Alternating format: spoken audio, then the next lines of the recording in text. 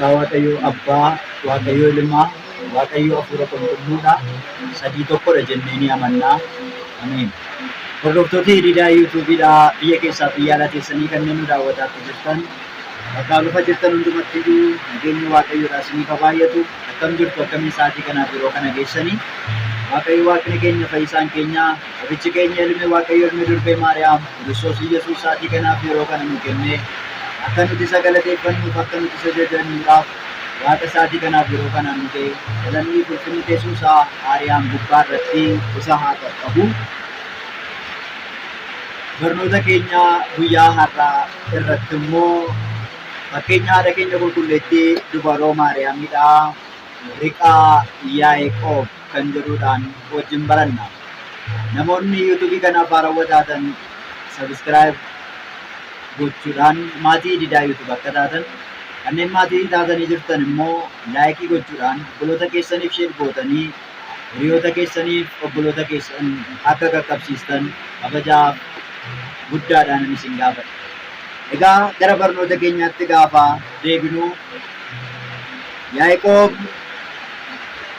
seera uumamaa boqonnaa 28 lakkoofsa 10 kaasnee hanga 20tti jiru gaafa ilaallu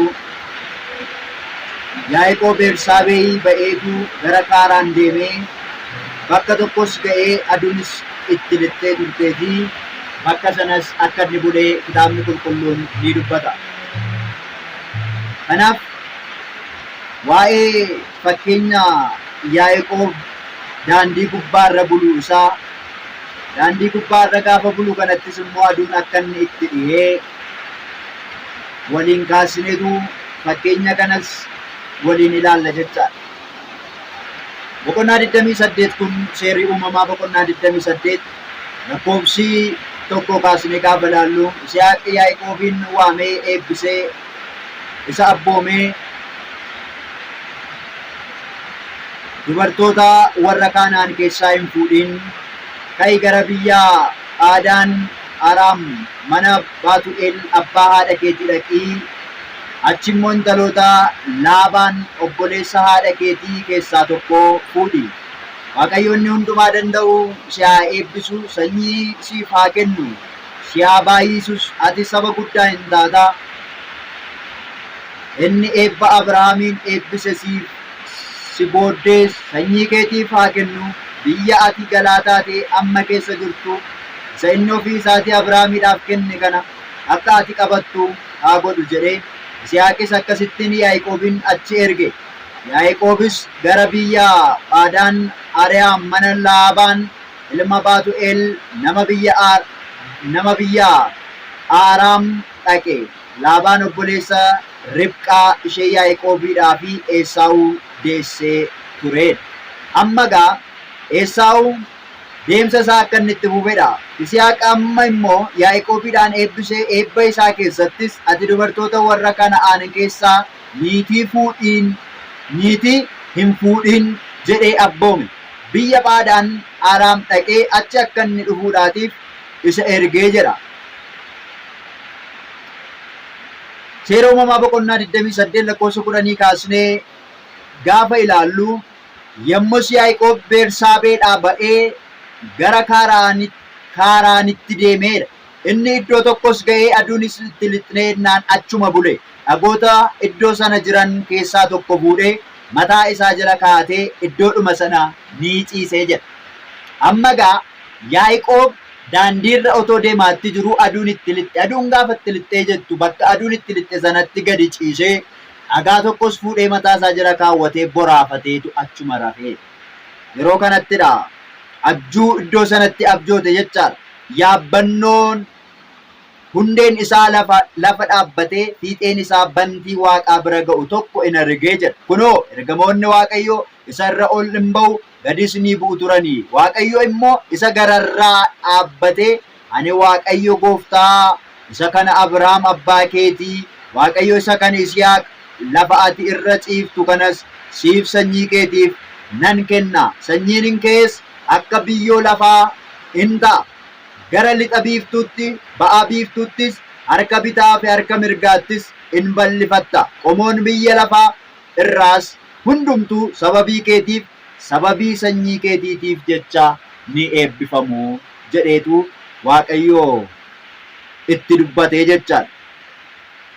Egaa iddoo kanatti kan nuti ilaallu Yaaqoob egaa daandii loozaa sanarra otoo deemaatti jirudha.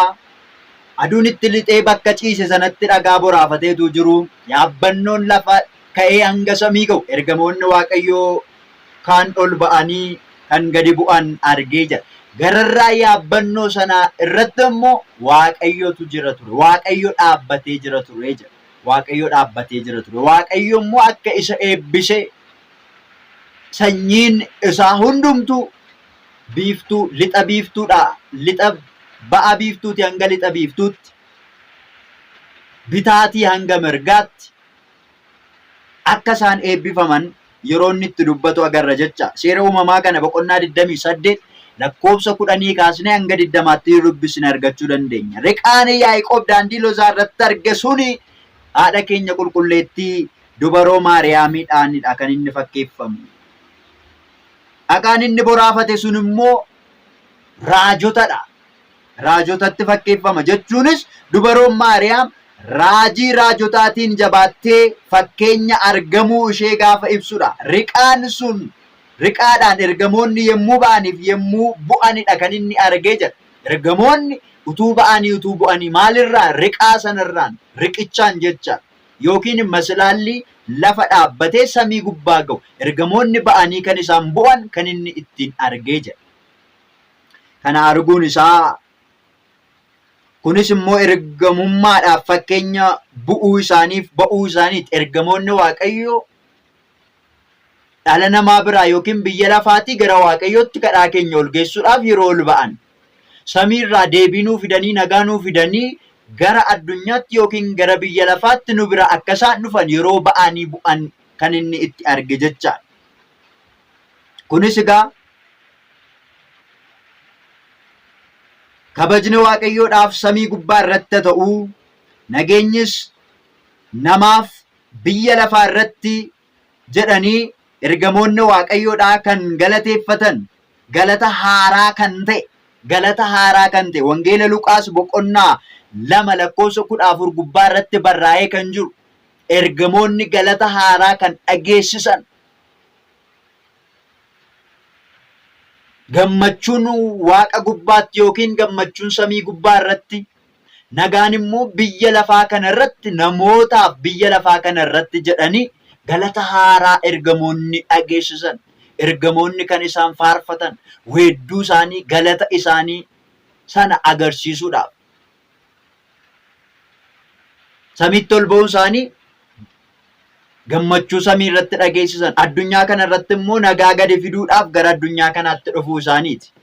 Waaqayyo Waaqni keenya fayyisaa qoricha keenya kan ta'e ilmi Waaqayyo ilmi dubare Maariyaam Kiristoos Iyyasuus yeroo inni dhalatetti dubaroo Maariyaam irraa yeroo dhalate sanatti ergamoonni gammachuu isaan dhageessisan sana gaafa arguudha. Fakkeenya kanaatiifidha jechaadha. Samii irratti jechuun isaanii fakkeenya bu'uu isaanii gaafa ta'u, lafa irratti jechuun isaanii immoo fakkeenya gadi bu'uu isaaniiti. Samii irratti jechuun ol ba'uu isaanii, lafa irratti jechuun immoo gara lafaatti bu'uu isaaniiti. Kun hundiyyuu kan taasifameef dubaroo Maariyaam gooftaa da'uudhaan yookiin riqummaa isheetiin, riqaa ta'uu isheetiin jechaadha. Isheen gooftaa da'uudhaan yookiin riqicha ta'uudhaan Kiristoos gara keenyatti akka inni dhufuudhaatiif isheen maal taate? Riqaa taate jecha. Riqicha Kiristoos samiirraa gara addunyaa kanaatti dhufe Addaamiidhaaf sanyii Addaamiin akka fayyisuuf dukkana keessaa gara ifaatti, bitaa gara mirgaatti, si'oolii gara gannataatti, gabrummaa keessaa baasee gara bilisummaatti akka deebisuuf dubaroon Maariyaam sanyii Addaam hundumaaf maalidha? Riqaadha. Riqichadha jecha kan ittiin gara jireenyaatti isheedhaan ceene. Karaa isheetiin jireenyatti ceene, karaa isheetiin ifatti ceene, karaa isheetiin gammachuutti ceene, karaa isheetiin jireenyatti ceene. Isheen maalidha? Riqichadha jecha. Kanaafiyyuu fiixeen riqaa sanaadha. Fiixeen riqaa sanaa gubbaa irratti immoo samii ga'ee turee jira. Lafaa ka'eessa kan ga'u samii kan ga'u ture. Waaqayyo ilma kan irraa ilmi kan irra dhaabbate yookiin kan inni irra argame riqaan sun eenyudha? Haadha keenya qulqulleettii dubaroo Maariyaamidha jecha. Kan inni irra argame, kan inni irra dhaabbate riqichi sun dubaroo Maariyaamidha. Qulqullichi Phaawulos saba warra Qolaasiyaasiidhaaf ergaa gaafa barreessu qonnaa 1:20 irratti dhiiga fannoo isaan nageenyi lafa irratti yookaan samii irratti kan jiran hunda mataa isaatiif akka aarsu iyyameeraatii jedhe. Fannoo irratti fannifamee dhiiga isaa dhangalaaseen ergamoota samii irra jiraanii fi lafarra kan jiru nu araarseeraatii. Gooftaan yommuu nu loletti ergamoonnis nu lolanii turan waan ta'eedhaaf yeroo namaaf waaqni gargar ba'an ergamoonnis wajjin gargar ba'anii turan. Bara 5500 guutummaa gabrummaa keessa yeroo ture dhalli namaa Waaqayyo irraa addaan ba'ee jiraataa yeroo ture dhalli namaa ergamootaa wajjinis gargar ba'anii jiraataa ture. Ergamootaa wajjin waliin argan turan.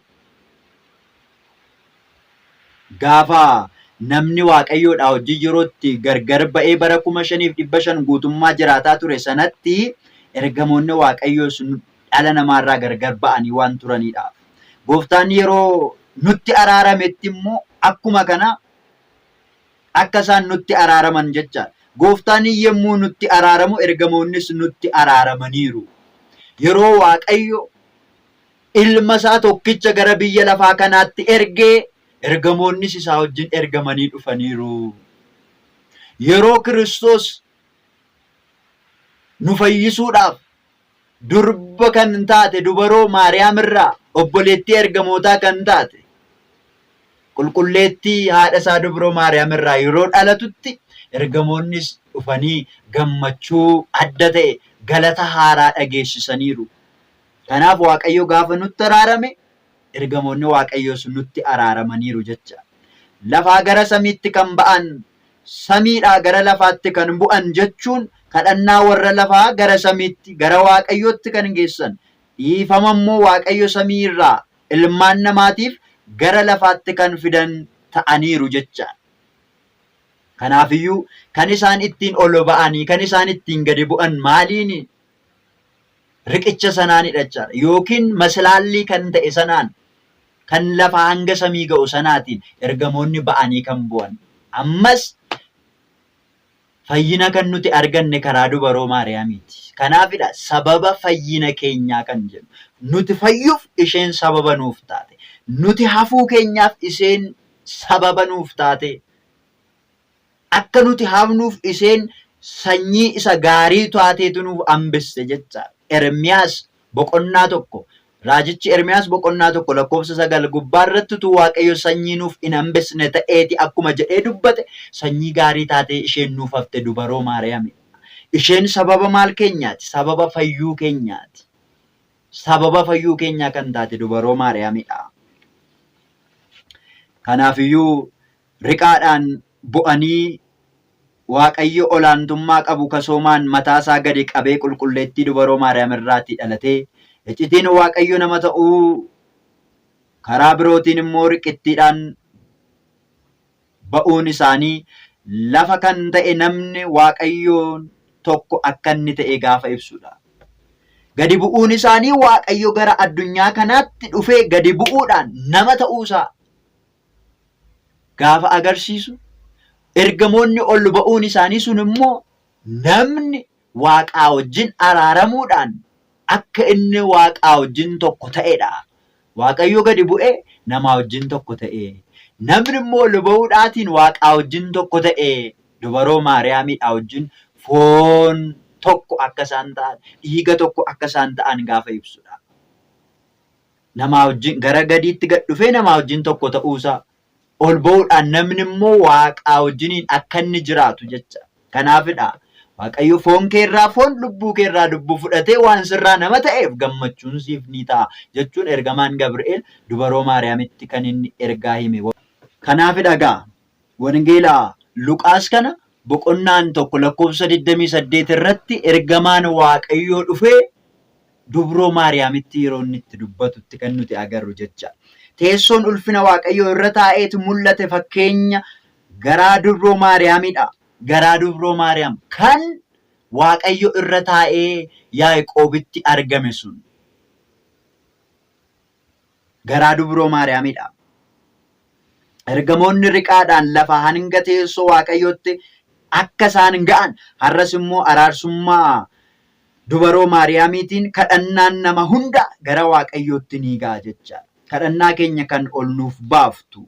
Kadhattuun dhiifamaa araarsituun keenya eenyudha? Dubaroo Maariyaamidha jecha. Ergamoonni Waaqayyo riqaa sanarraan gara Waaqayyoo deemanii Waaqayyoon dhiifama akka nuu gaafatan.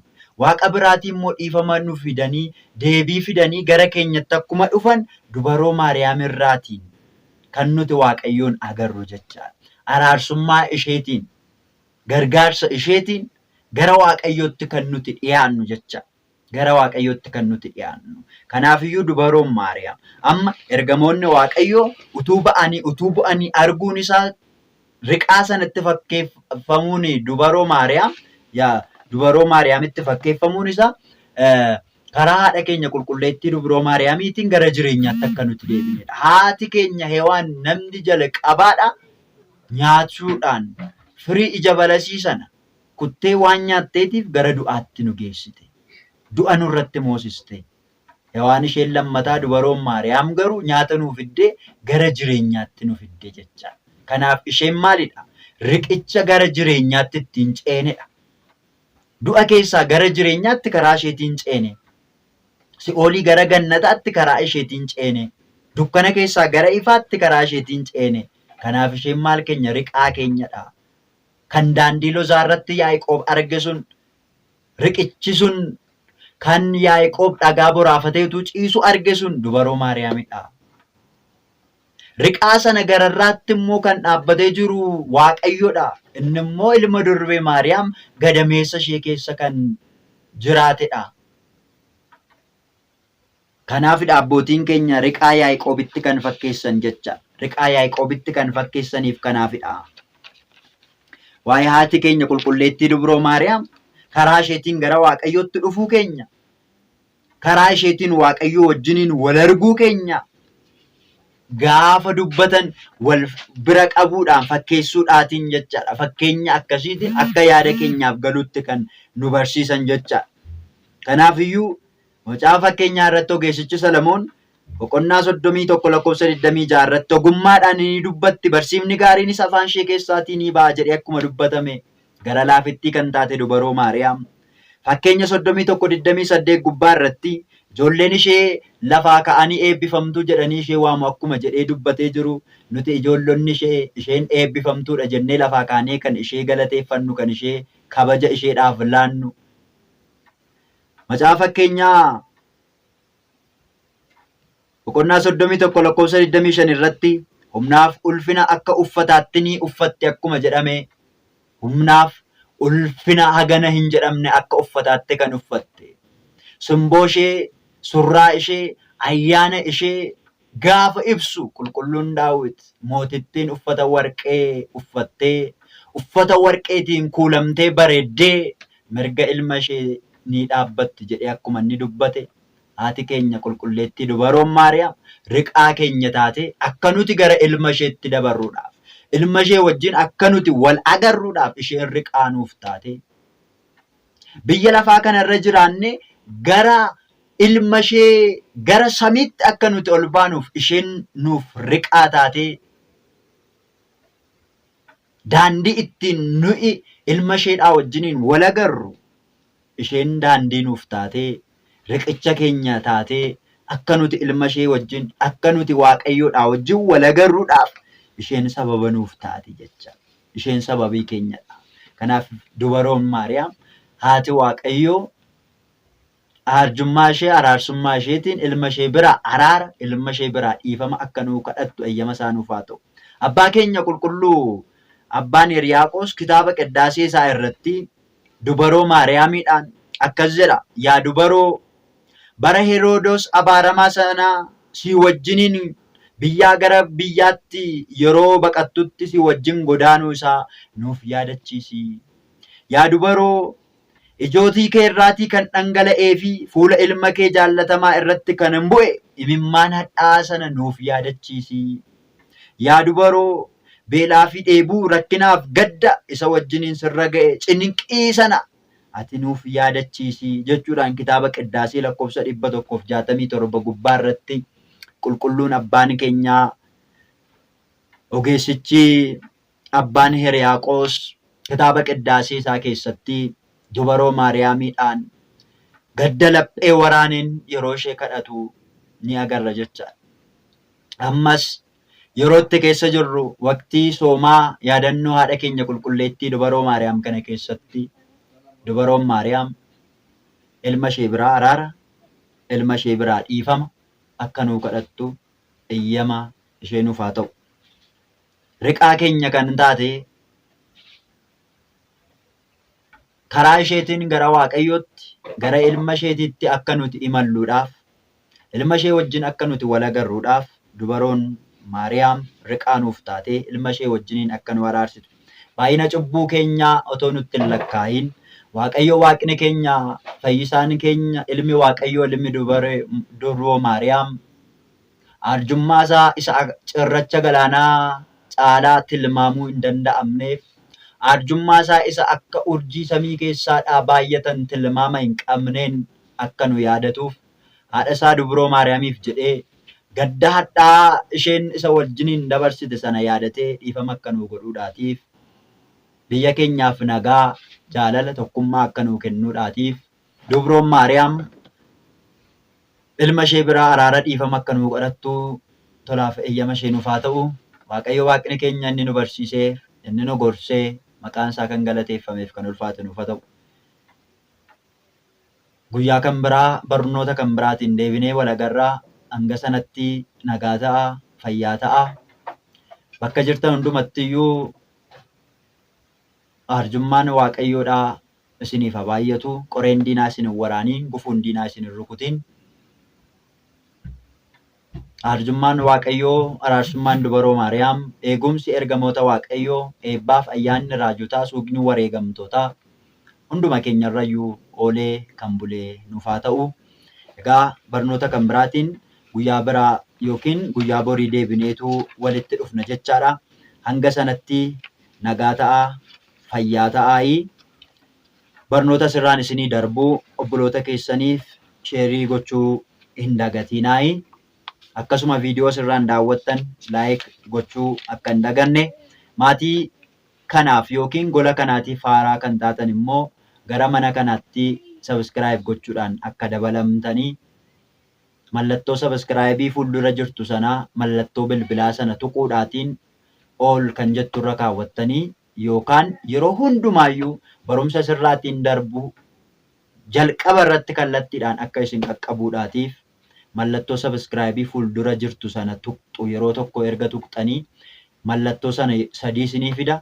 Mallattoo sadan sana keessaa isa jalqabarra jiru sana filattanii waliigala barnoota asirraatiin darbu kamiyyuu durseetuu isin bira akka ga'udha jechaadha kan taasifamu. Guyyaa borii eeyyamaa Waaqayyoo yoo ta'e immoo lattuu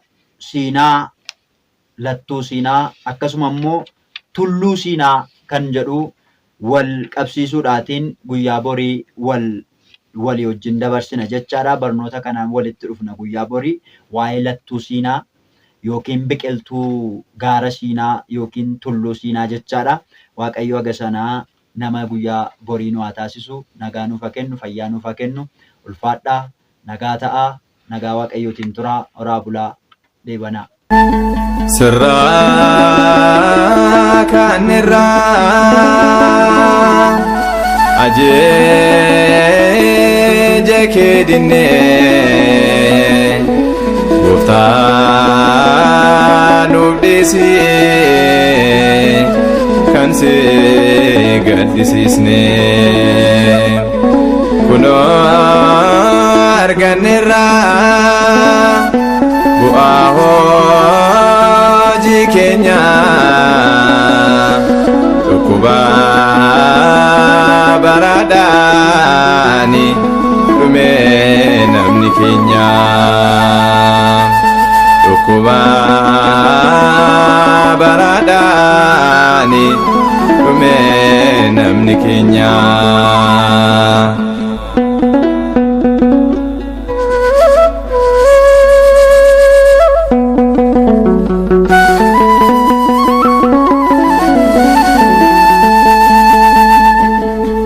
Qorichi isaas dhibee ogeessis dadhabee haadhotu wal baqataa nama isaan qabamee hunduboo qubuusee waliif gaaddaaya namni too hin du'ini qubata adda ba'a hunduboo qubuusee waliif gaaddaaya namni too hin du'ini qubata adda ba'a.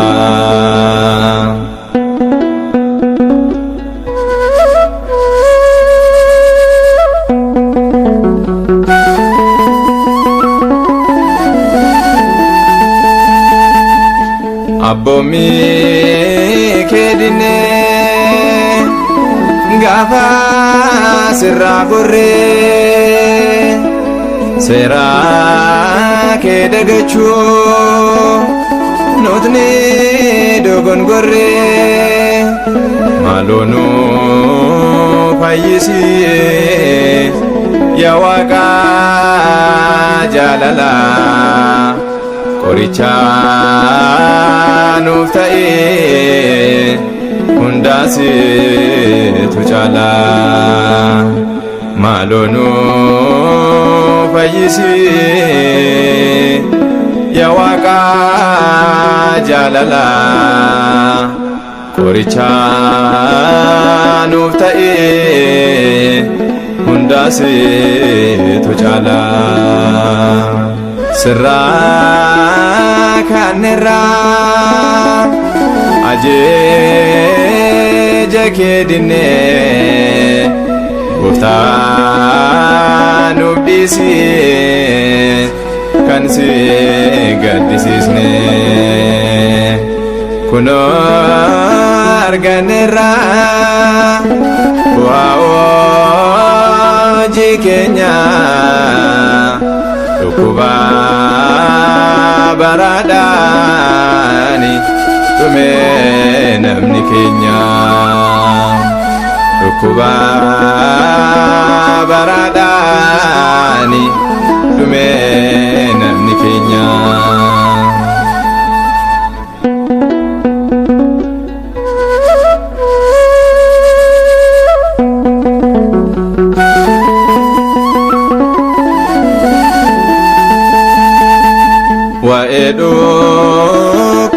Dhukkubichaa addunyaan yaaddooftee furmaata barbaachaa walii gannaannooftee kan namaatti ulfaatee gooftaa siif salphaadha furmaata nuuf laadhu yaa Waaqa jabaadha kan namaatti ulfaatee gooftaa siif salphaadha furmaata nuuf laadhu yaa Waaqa jabaadha.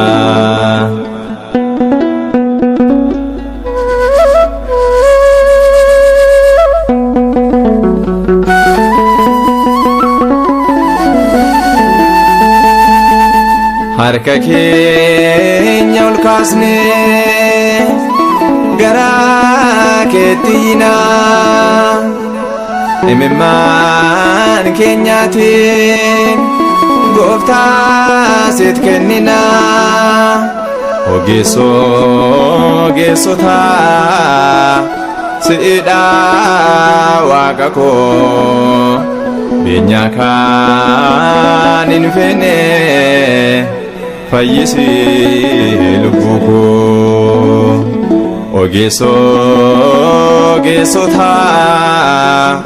si'idha waaqa koo beenyaa kan hin feene fayyisi lubbuu koo sirraa kan irraa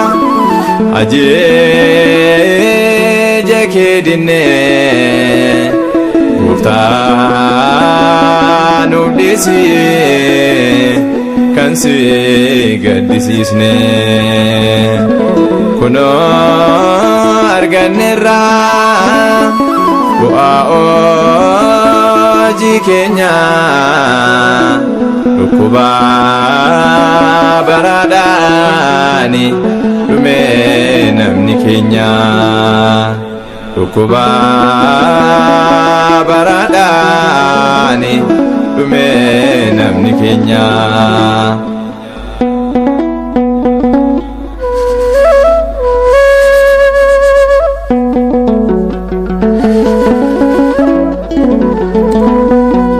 Yaa Waaqayyoo Gooftaa keenya akka balleessaa keenya utuu hin ta'in akka arjummaa keetti nu fayyisi. Ameen.